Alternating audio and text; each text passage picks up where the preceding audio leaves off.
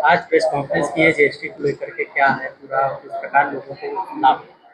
देखिए, आज नवरात्रि का पहला दिन है और मैं आज देश के यशस्वी प्रधानमंत्री आदरणीय नरेंद्र मोदी जी को बधाई दूंगा कि उन्होंने आम आदमी की समस्या को देखते हुए आम एमएसएमई उद्यमी करोड़ों लोगों की जो दिल में एक आस थी कि जीएसटी की दरों पर रिफॉर्म हो और जीएसटी की दरें संशोधित हो।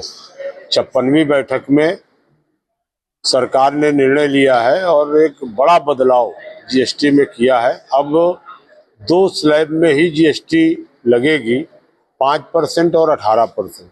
2 स्लैब एकदम समाप्त कर दिए गए हैं। 28% और 12% तमाम जो वस्तुएं थी आम आदमी के प्रयोग की, जो जरूरत की, रोजमर्रा की हमारी जो जरूरत थी, उनके खान पान की सभी वस्तुओं पर या तो जीएसटी 0 हो गई है या फिर 5% पर उसको कर देना होगा। हमारे आम आदमी के आवश्यक जो दवाएं थी, तमाम दवाओं पर, जांच पर, इन पर भी जीएसटी को काफ़ी दरें कम कर दी गई हैं। उनमें भी बहुत, उसमें जो आवश्यक दवाएं थी उनको 0 कर दिया है, कुछ में 5% तक जीएसटी है। तो इस तरह से किसानों से जुड़े हुए जो ट्रैक्टर आदि के सामान थे, टायर हो या उनके और टूल्स हो, उनको भी सस्ता जीएसटी से मुक्त किया गया है। तो किसानों को और आम आदमी को और जो हमारे गांव के आम मजदूर किसान, गांव के रहने वाले लोग थे, जो अपने बच्चों के लिए नोटबुक हो, किताब हो, पेंसिल हो और भी जो जरूरत की पढ़ने लिखने की जो सामग्री थी, उस पर जीएसटी को पूरी तरह हटा दिया गया।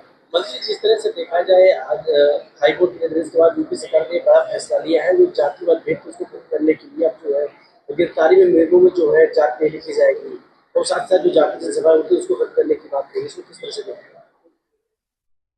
देखिए, ये अच्छी बात हुई है कि इसका स्वागत होना चाहिए और जो न्यायालय ने बात कही है, इनका चर्चा सरकारें पालन करेंगी और इसमें जो तमाम बातें रोज आती थी कि इन पर कार्रवाई हो रही है, इन जाति के ऊपर कार्रवाई हो रही है, इस पे लगाम लगेगा और बाकी हमारे जो पहचान के लिए उनके माँ बाप का नाम जोड़ करके और उससे उनकी पहचान हो जाएगी। जाति को हटाया, ये अच्छा कदम है और सरकार इसका पालन करे।